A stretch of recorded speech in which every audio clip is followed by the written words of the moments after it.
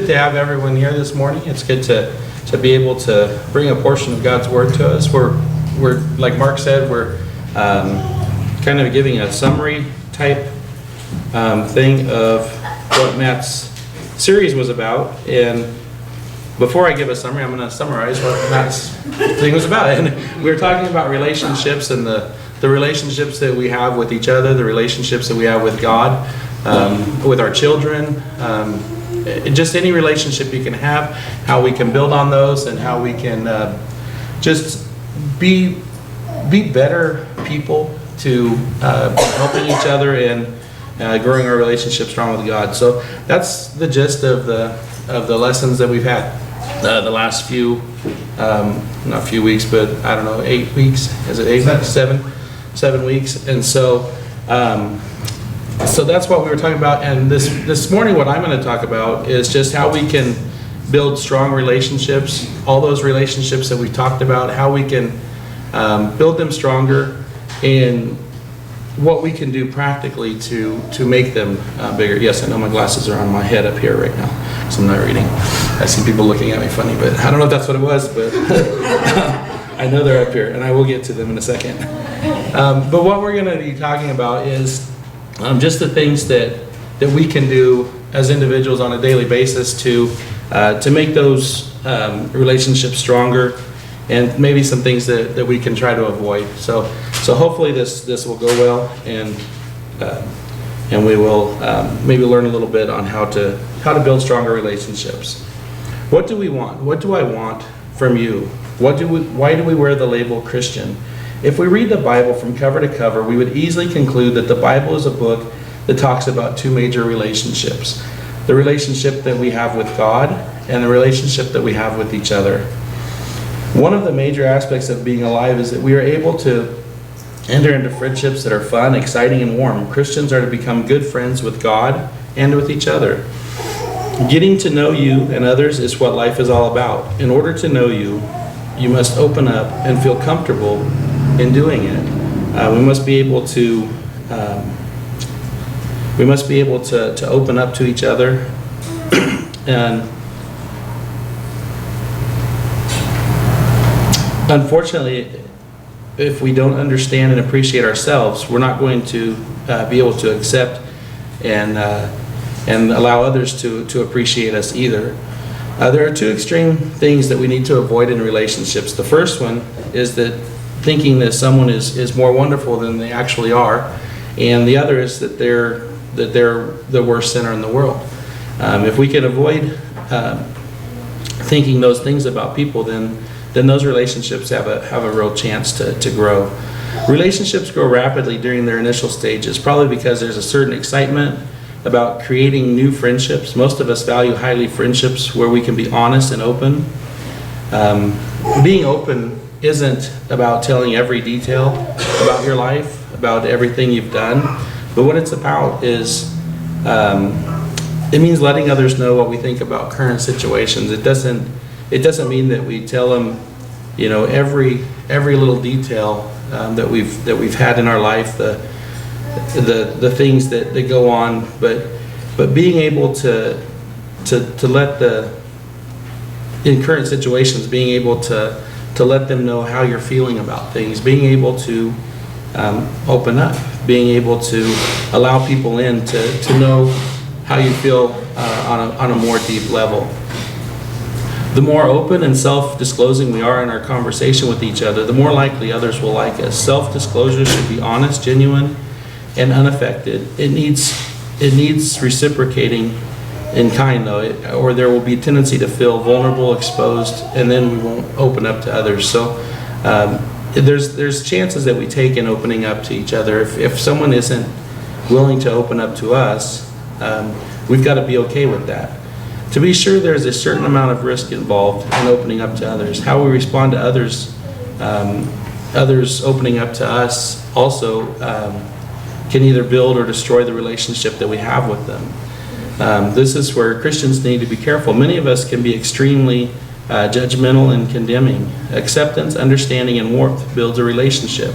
Try to avoid strong disagreements.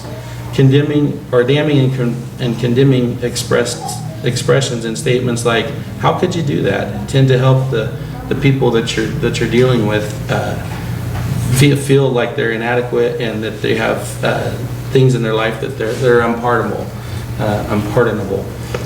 They feel like maybe that it was a mistake to open up to you. So when we're talking and listening to others, we need to be careful of the things that we say in response to what they bring to us.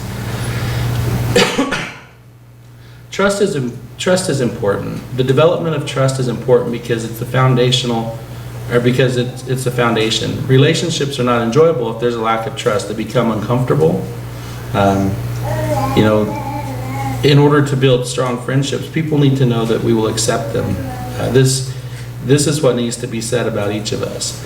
I know that my friend Nathan will treat me fairly. He will not reject me when he finds out that I have flaws. That needs to be said, because if it's not, we're not going to have those deep relationships that we would normally have, and all of our relationships are going to be superficial. For us to love each other, we must trust each other. Mostly, the most effective means of communicating trust is through the expression of affection for another. Telling people we like them, smiling, sharing experiences, and hugging create trust. Silence isn't a good way to express trust. If someone tells you something and you're just silent about it, they might feel like you just don't care, that there's a lack of concern for the things that they're going through. Each person brings to a friendship certain expectations. These expectations can be simple or complex. Unfortunately, most of us are only vaguely aware of these expectations. Nevertheless, when people meet our expectations, we generally tend to appraise them highly. We like people that do the things that we like to do. We like people who are in the same are into the same things that we enjoy. But we can't just kind of stop there, because we have to be willing to go out of our comfort zone in order to build friendships.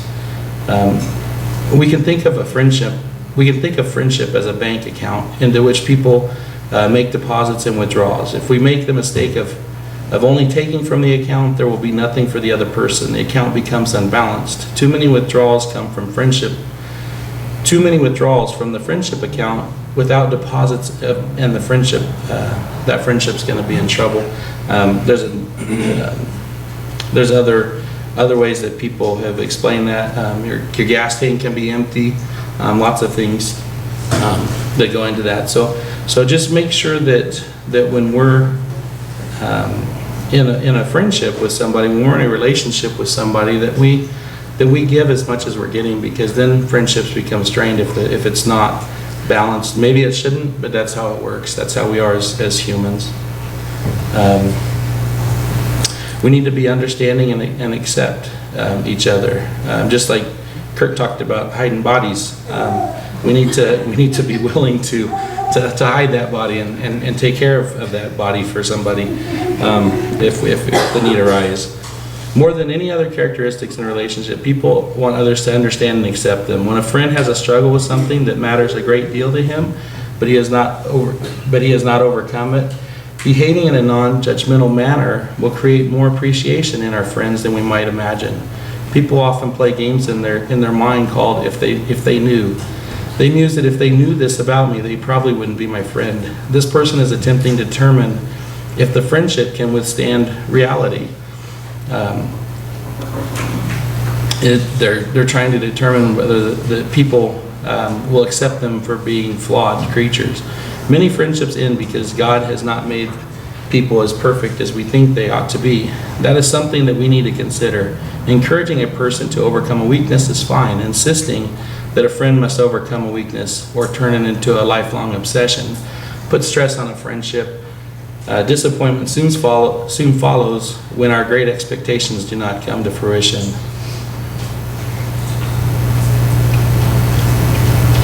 What are the best types of friends? Essentially, the best types of friends are to be those that can stand on their own 2 feet, make an effort to be mentally healthy.